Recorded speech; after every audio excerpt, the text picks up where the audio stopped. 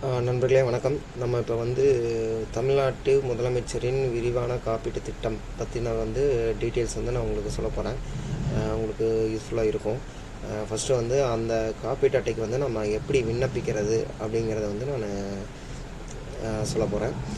அது எப்படி அப்படின்னா, நீங்கள் அதுக்கு தனியாக ஒரு விண்ணப்பம் இருக்குது. அது நீங்கள் ஏதாவது ஒரு இ-சேவை மையத்தில் போனீங்கன்னா அந்த விண்ணப்பம் இருக்கும். அந்த விண்ணப்பம் வாங்கிட்டு அந்த விண்ணப்பத்தை நீங்கள் பூர்த்தி செஞ்சுக்கணும், ஃபில் பண்ணிக்கணும். ஃபில் பண்ணிவிட்டு உங்களோட ரேஷன் கார்டு, அதாவது ஸ்மார்ட் கார்டோட ஜெராக்ஸு ஒன்று, அந்த ஸ்மார்ட் கார்டு நீங்கள் ஆன்லைனில் பிடிஎஃபாக பிரிண்ட் அவுட் எடுக்கலாம். அன்றைக்கி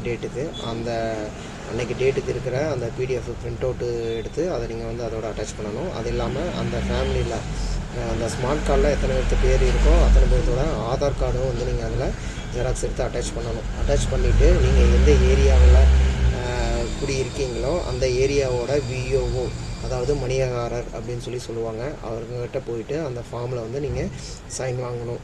சைன் வாங்கிட்டு அந்த செட்டு அப்படியே எடுத்துகிட்டு, ப்ளஸ் அந்த ஆதார் கார்டு, ஸ்மார்ட் கார்டு எல்லாத்தையுமே ஒரிஜினலையும் எடுத்துகிட்டு உங்கள் ஏரியாவோட, உங்கள் டிஸ்ட்ரிக்ட் கலெக்டர் ஆஃபீஸ் போகணும். நீங்கள் அந்த கலெக்டர் ஆஃபீஸ் போனீங்கன்னா இந்த முதலமைச்சர் விரிவான காப்பீட்டு அட்டைக்கு தனியாகவே ஒரு ரூம் ஒன்று இருக்கும். அங்கே போனீங்கன்னா இந்த மணியார்கிட்ட கையெழுத்து வாங்கினது ப்ளஸ் அந்த ப்ரூஃப்லாம் அட்டாச் பண்ணதை அவங்கக்கிட்ட கொடுத்தீங்கன்னா அவங்க சிஸ்டத்தில் என்ட்ரி போட்டுட்டு உங்களை லைவாக உட்கார வச்சு ஒரு ஃபோட்டோ எடுப்பாங்க. அந்த ஃபோட்டோ இந்த இமேஜில் இருக்குது பார்த்தீங்களா, காப்பீட்டு அட்டையில் அதில் வரும் உங்கள் ஃபோட்டோ. எடுத்துகிட்டு உங்களுக்கு ஒரு 18 டிஜிட்டில் நம்பர் ஒன்று எழுதி கொடுப்பாங்க. அந்த நம்பர் நீங்கள் கொடுத்துட்டாங்கன்னா நீங்கள் அதுக்கு அடுத்த நாள் வெளியே இ-சேவை மையத்தில் எங்காவது ஒரு இடத்துல நீங்கள் அந்த கார்டு போட்டு யூஸ் பண்ணிக்கலாம். அடுத்த நாள்லேருந்தே உங்களுக்கு அந்த ஸ்கீம் உங்களுக்கு எலிஜிபிலிட்டி வந்துடும். நீங்கள் அடுத்த நாள் கூட ஏதாவது ஆஸ்பத்திரியில் நீங்கள் ட்ரீட்மெண்ட் பார்த்துக்கலாம். அடுத்து இந்த கார்டு ஹோல் ஃபேமிலிக்கு, அதாவது ஒரு குடும்பத்துக்கு ஒரு கார்டு தான் தருவாங்க. ஒவ்வொருத்தருக்கும் தனித்தனியெல்லாம் கார்டு தர மாட்டாங்க. எல்லாத்துக்கும் சேர்ந்து ஒரு கார்டு தான் தருவாங்க.